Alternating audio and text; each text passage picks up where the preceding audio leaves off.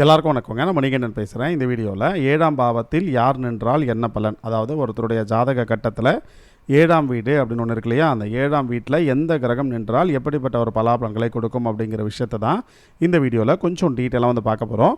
அதாவது உங்களுடைய ஜாதகத்தில் உங்களோட லக்னம் என்ன அப்படிங்கிற விஷயம் உங்களுக்கு தெரியணும். லக்னம் என்ன அப்படிங்கிற விஷயம் தெரிஞ்சதற்கு பிறகு லக்னத்திற்கு நேர் ஆப்போசிட்டில் இருக்கிறது வந்து 7ஆம் பாவம் அப்படிங்கிறது உங்களுக்கு தெரியும். 7ஆம் பாவத்தை பற்றி நம்ம போன வீடியோஸில் நம்ம பேசியிருந்தோம். 7ஆம் பாவாதிபதி ஒவ்வொரு கட்டத்திலையும் நின்றால் எப்படி இருக்கும், எப்படிப்பட்ட பலாபலன்களை கொடுக்கும் அப்படிங்கிறத நம்ம சொல்லியிருப்போம். இந்த வீடியோவில் 7ஆம் பாவத்தில் நிற்கக்கூடிய கிரகம் அப்படிங்கிறது எப்படிப்பட்ட பலாபலன்களை கொடுக்கும் அப்படிங்கிறத நம்ம இங்கே பார்க்க போகிறோம். சரி, இப்போ உங்களுடைய ஜாதக கட்டத்தில் 7ஆம் வீடத்தில் சூரியன் இருக்கிறாரு அப்படின்னு நினச்சிக்கோங்களேன். உங்களுடைய ஜாதக அமைப்பின்படி உங்களுடைய ஜாதகத்துக்கு நீங்கள் கல்யாணம் பண்ணிக்கக்கூடிய ஒரு பர்சன் அப்படிங்கிறது வந்து ஒரு அரசாங்கம் சம்மந்தப்பட்ட துறையிலையோ இல்லை அந்த குடும்பத்தில் வந்து அரசாங்கம் சம்மந்தப்பட்ட துறையில் இருக்கிறதுக்கு நிறைய பாசிபிலிட்டிஸ் அப்படி இருக்குது. நிறைய காம்ப்ளிகேஷன்ஸ் அப்படிங்கிற விஷயம் உங்களோட மேரேஜ் லைஃப்பில் வந்து இருக்கும் அப்படிங்கிறத சொல்லலாம். நீங்கள் வந்து ஒருத்தர்கிட்ட வேலை செய்கிறீங்க அப்படின்னு நினச்சிக்கோங்களேன், அது வந்து உங்களுக்கு அவ்வளோ ஃபேவராக இருக்காது. ஆனால் நீங்கள் ஒரு பிஸ்னஸ் அப்படி விஷயம் நீங்கள் பண்ணிங்கன்னா ரொம்ப ரொம்ப நல்லாயிருக்கும் அப்படிங்க சொல்லலாம். அதாவது ஒருத்தருடைய ஜாதகத்தில் 7ஆம் பாவத்தில் ஒரு கிரகம் நிற்குது அப்படின்னு நினச்சிக்கோங்களேன். அப்போ 7ஆம் பாவத்தில் நிற்கக்கூடிய கிரகம் அப்படிங்கிறது லக்னத்தை பார்க்கும் அப்படின்னு புரிஞ்சுக்குங்க. அப்போ சூரியன் அப்படின்னு லக்னத்தை பார்க்கும் பொழுது உடல் வந்து உஷ்ணமான ஒரு தேகமாக இருக்கிறது நிறைய சான்சஸ் அப்படி இருக்குது. அதாவது 7ஆம் பாவத்தில் நிற்கக்கூடிய கிரகம் அப்படிங்கிறது எந்த பலத்தில் இருக்குது அப்படின்னு நீங்கள் தெரிஞ்சுக்கணும். அதாவது எந்த பலத்தில் இருக்கும் அப்படி எப்படி தெரிஞ்சுக்கிறது அப்படின்னா, உதாரணத்துக்கு நான் சொல்கிறேன். நீங்கள் வந்து மேஷ லக்னமாக இருக்கீங்கன்னா மேஷ லக்னத்துக்கு 7ஆம் பாவத்தில் சூரியன் அப்படிங்கிறது நீச்சமாக இருப்பார். புரியுறதுங்களா? அப்போ மேஷ லக்னத்துக்கு சூரியன் அப்படிங்கிறது 7ஆம் பாவத்தில் இருக்கிறது பெரிய நன்மை அப்படி விஷயத்தை கொடுக்காது. இதே வந்து துலாம் லக்னமாக இருக்குதுன்னு நினச்சிக்கலாம். துலாம் லக்னத்துக்கு 7ஆம் பாவத்தில் சூரியன் அப்படின்னு உச்சமாக இருப்பார். அப்போ இந்த பலன் அப்படின்னா அந்த ஜாதகருக்கு சரியாக பொருந்தும் அப்படின்னு புரிஞ்சுக்கலாம். அதாவது அந்த ஜாதகருக்கு 7ஆம் பாவத்தில் நிற்கக்கூடிய கிரகம் அப்படிங்கிறது எந்த நிலையில் இருக்குது அப்படிங்கிறதையும் புரிஞ்சுக்கணும். புரியுறதுங்களா? இப்போ 7ஆம் பாவத்தோட சந்திரன் இருக்குது அப்படின்னு நினச்சிக்கோங்களேன். வரக்கூடிய மனைவி அல்லது வரக்கூடிய கணவன் நல்ல ஒரு குணவதியாக இருக்கிறது நிறைய சான்சஸ் இருக்குது. நல்ல ஒரு குணவானாக இருக்கிறது நிறைய பாசிபிலிட்டிஸ் அப்படியே இருக்குது. அதாவது அன்பும் கருணையும் சாந்தமும் நிறைந்த ஒரு பர்சனாக இருக்கிறது நிறைய பாசிபிலிட்டிஸ் இருக்குது. அந்த பெண் இல்லை அந்த ஆண் அமைந்ததற்கு பிறகு, அதாவது மனைவியாக கணவனாக வந்ததற்கு பிறகு இந்த ஜாதக லைஃப்பில் நல்ல ஒரு க்ரோத் அப்படி இருக்கும் அப்படிங்க சொல்லலாம். அதாவது உங்கள் வாழ்க்கையில் நீங்கள் எந்த முடிவு அப்படி விஷயம் எடுத்தாலும் உங்கள் பார்ட்னர் அப்படிங்கிறது உங்களுக்கு சப்போர்ட் பண்ணக்கூடிய விதத்தில் இருக்கும் அப்படிங்கிறது மட்டும்தான் 7ஆம் பாவத்துடைய சந்திரன் அப்படிங்கிற விஷயம் சொல்லுது. இப்போ 7ஆம் பாவத்தினுடைய சந்திரன் அப்படி நீச்சமாக இருக்கக்கூடாது. நீச்சமாக இருந்தாலும் அதுக்கு அப்படியே ஆப்போசிட்டாக இருக்கும். உதாரணத்துக்கு நீங்கள் வந்து ரிஷப லக்னமாக இருக்கீங்கன்னா ரிஷப லக்னத்துக்கு 7ஆம் பாவத்தில் சந்திரன் இருக்குன்னா அந்த ஜாதகரை பொறுத்தவரை மனைவி வந்ததற்கு பிறகு நிறைய காம்ப்ளிகேஷன்ஸ் அப்படி வரும். அவரோட சுகம் அப்படி கெடும்னு சொல்லலாம். புரியுறதுங்களா? ஏன் அப்படின்னா அந்த ஜாதகருக்கு 7ஆம் இடத்துல சந்திரன் அப்படி நீச்சம். புரியுறதுங்களா? அப்போ அந்த மாதிரி ஒரு ஜாதக கட்டத்தை 7ஆம் இடத்துல நிற்கிற கிரகம் அப்படிங்கிறது எந்த பலத்தில் இருக்குது அப்படிங்கிறத பொறுத்து அந்த பலன் அப்படிங்கிறது மாறுபடும் அப்படிங்கிறதையும் புரிஞ்சுக்குங்க. இப்போ 7ஆம் பாவத்தோடு செவ்வாய் இருக்குது அப்படின்னு நினச்சிக்கோங்க. அந்த ஜாதகருக்கு கணவனுடையோ அல்லது மனைவியோடையோ பிரச்சனை இருந்து கொண்டே இருக்கும் அப்படின்னு சொல்லலாம். ஏதாவது ஒரு பிரச்சனை அவங்களுக்குள்ளே இருந்துக்கிட்டே இருக்கும். ஒரு கோல்டு வாராவது இருந்துகிட்டே இருக்கும் அப்படிங்கிறத சொல்லலாம். அப்போ அந்த பர்சன் அப்படிங்கிறத பார்த்தீங்கன்னா அனுசரித்து போகாமல் விட்டு கொடுத்து போகல அப்படின்னா அந்த ஜாதகரோட லைஃப்பில் பிரச்சனை அப்படி இருந்து கொண்டே தான் இருக்கும். அதே போல் பார்ட்னர் அப்படின்னு பலமாக இருப்பாங்க சொல்லலாம். அந்த பார்ட்னர்னால அந்த ஜாதக பிரச்சனை அப்படி விஷயம் வருவதற்கு வாய்ப்பு இருக்குது.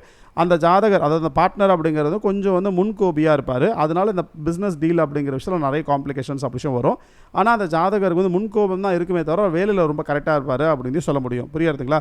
அந்த ஜாதகருக்கு 7ஆம் பாவத்தில் செவ்வாய் அப்படின்னு எந்த பலத்தில் இருக்குது அப்படின்னு புரிஞ்சு அதற்கு ஏற்றாற்போல் நீங்கள் பலன் அப்படின்னு எடுத்து சொன்னால் அது ரொம்ப கரெக்டாக இருக்கும். இப்போது 7ஆம் பாவத்தோட புதன் தொடர்பு அப்படி இருக்குது அப்படின்னு நினச்சிக்கோங்களேன்.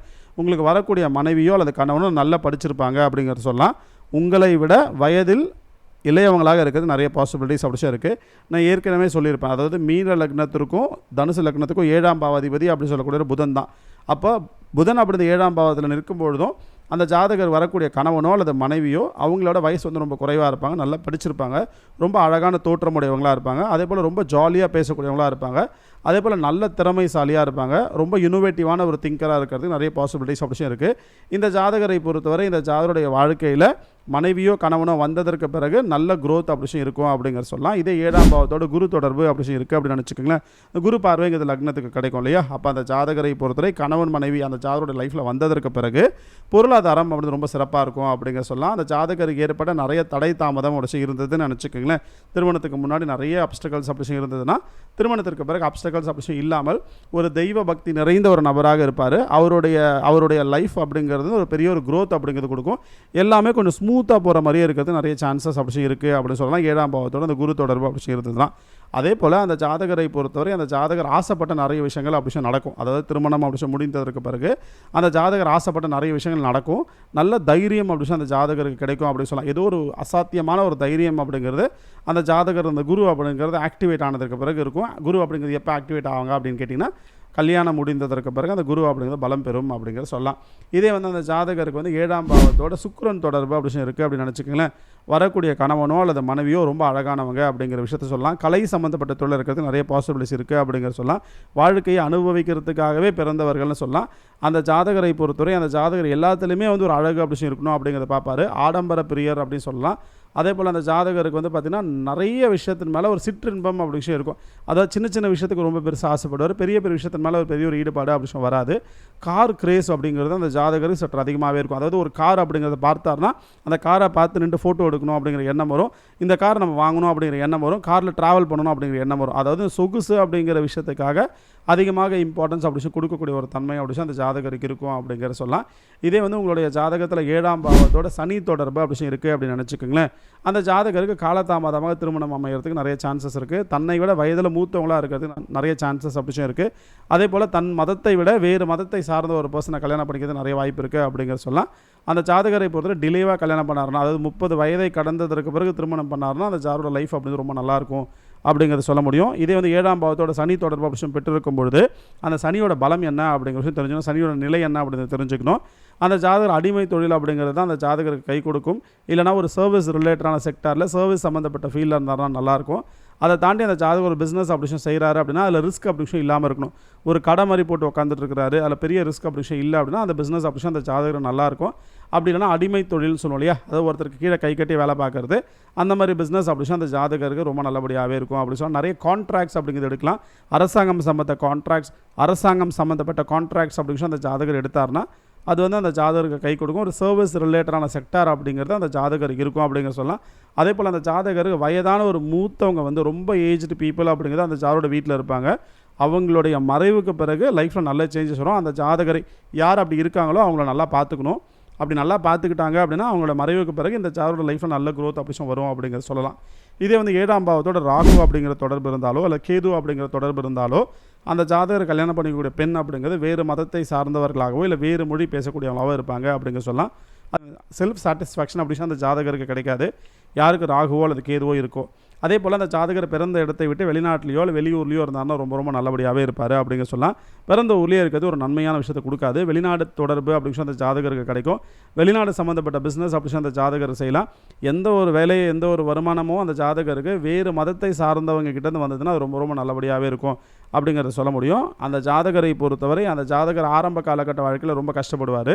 ஒரு 35 வயதை கடந்ததற்கு பிறகு அந்த ஜாதகரோட லைஃப்பில் நல்ல க்ரோத் அப்படி வரும் அப்படிங்கிற சொல்லலாம்.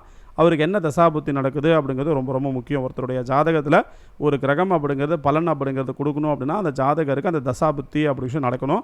அந்த தசாபுத்தி அப்படி விஷயம் நடந்ததுன்னா கண்டிப்பாக அந்த பலன் அப்படிங்கிறது அந்த ஜாதகருக்கு கிடைக்கும். அந்த தசையோ அல்லது அந்த புத்தியோ வரல அப்படின்னா அந்த ஜாதகருக்கு அந்த பலன் அப்படிங்கிறது முழுமையாக போய் சேராது அப்படிங்கிறத மட்டும் புரிஞ்சுக்குங்க. இந்த வீடியோ நிச்சயமாக உங்களுக்கு பிடிச்சிருக்கும் அப்படின்னு நான் நம்புகிறேன். இந்த வீடியோ உங்களுக்கு புரிஞ்சிருக்கும் அப்படின்னு நம்புகிறேன். இந்த வீடியோ உங்களுக்கு பிடிச்சிருந்தா லைக் பண்ணுங்கள். உங்கள் மற்ற எல்லா நண்பர்களுக்கும் ஷேர் பண்ணுங்கள். இந்த சேனல் இதுக்கு நீங்கள் சப்ஸ்கிரைப் பண்ணாமல் இருக்கீங்கன்னா மறக்காமல் சப்ஸ்கிரைப் பண்ணிக்கோங்க. இதே போல் பல சுவாரஸ்யமான விஷயத்தை நான் நிச்சயமாக உங்களோட ஷேர் பண்ணிக்கிறேன். இந்த வீடியோ பற்றின உங்களோட மேலான கருத்துக்களை கீழே கமெண்ட் பாக்ஸில் தெரிவிங்க. உங்களோட ஒவ்வொரு கருத்துக்களும் எங்களுக்கு ரொம்ப ரொம்ப முக்கியம். நான் ஒரு 1000-1500 வீடியோஸ்க்கு மேலே பண்ணியிருக்கேன். அதில் ரொம்ப முக்கியமான ஒரு 10-15 வீடியோ எடுத்து கீழே டிஸ்கிரிப்ஷனில் கொடுத்துருக்கேன். மறக்காமல் அந்த வீடியோ பாருங்கள். நிச்சயமாக ரொம்ப உபயோகமாக இருக்கும். உங்களோட ஜாதகத்தை பற்றி தனிப்பட்ட முறையில் நீங்கள் தெரிஞ்சுக்கணும் அப்படின்னு விருப்பப்பட்டீங்க அப்படின்னா என்னோட வாட்ஸ்அப் நம்பருக்கு நீங்கள் என்ன தாராளமாக தொடர்பு கொள்ளலாம். என்னோட வாட்ஸ்அப் நம்பர் உங்களுக்கு தெரியும் 9962410058. நன்றி, வணக்கம்.